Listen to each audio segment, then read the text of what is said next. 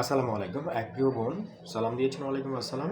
উনি বলেছেন উনি প্রেগনেন্সি, পিসিওএসের সমস্যা, থাইরয়েডের সমস্যা এবং ডায়াবেটিস আছে। তো এই অবস্থায় ওনার কোন খাবারগুলো ক্ষতিকর?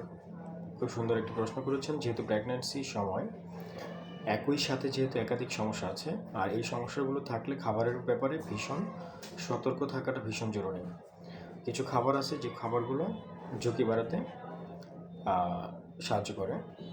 যে খাবারগুলো আপনি এই অবস্থায় সবসময় এড়িয়ে চলার চেষ্টা করবেন, তার ভিতরে প্রথম যেটা খাবার সেটা হচ্ছে সাদা চিনি জাতীয় সকল খাবার। আপনার সফট ড্রিঙ্কস, কেক এগুলো কোনোভাবেই খাওয়া যাবে না, কারণ এগুলো দ্রুত সুগার বাড়ায়। 2 নাম্বার, ফাস্টফুড বা তেলে ডোবা, ভাজা পোড়া বা এক তেলে একাধিক রান্না, এই জাতীয় খাবারগুলো সম্পূর্ণ বন্ধ রাখতে হবে, কোনোভাবেই খাওয়া যাবে না। এক কথায় বাইরে তৈরিকৃত সকল পণ্য, সেটা বার্গার, পিৎজা, ফুচকা যা আছে A to Z, fast food, junk food, রিক্স ফুড, বেকারি জাতীয় যত খাবার আছে A to Z সব বন্ধ রাখতে হবে, কারণ এগুলো ইনসুলিন রেজিস্ট্যান্স বাড়িয়ে তোলে, যা হচ্ছে পিসিওএসের সমস্যা আরও খারাপের দিকে চলে যায়। 3 নাম্বার, অতিরিক্ত সাদা ভাত বা ময়দা জাতীয় খাবারগুলো একেবারেই কম খেতে হবে, বিশেষ করে আপনার যে রিফাইন্ড কার্বোহাইড্রেট, এগুলো মূলত সুগার বাড়িয়ে তোলে, ডায়াবেটিসটা বেড়ে যাবে। 4 নাম্বার, অতিরিক্ত লবণ কোনোভাবে খাওয়া যাবে না, কারণ থাইরয়েড ও ব্লাড প্রেশার এর উপর মূলত প্রভাব পড়তে পারে বা পড়ে থাকে।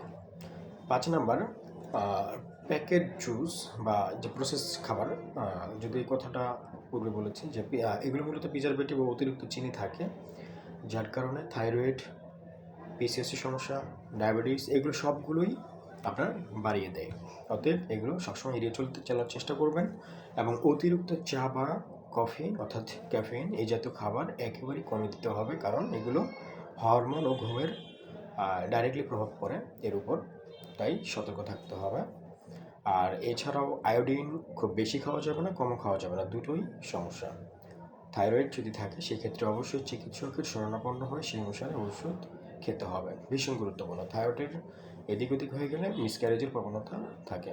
আর ফলমূলের কথা যদি বলি, অতিরিক্ত মিষ্টি জাতীয় ফলটা একেবারে কম খাবেন। সিজনাল যত ফলমূল আছে টাটকা এবং সেটা সতেজ বা টক জাতীয় বা হালকা মিষ্টি এই জাতীয় ফলমূলগুলো বেশি বেশি খাওয়ার চেষ্টা করবেন। লাল চালের ভাত বা লাল আটা খাওয়ার চেষ্টা করবেন। প্রচুর পরিমাণে শাকসবজি হালকা সিদ্ধ করে খাবেন। সামুদ্রিক যে মাছ আছে এগুলো বেশি বেশি খাবেন।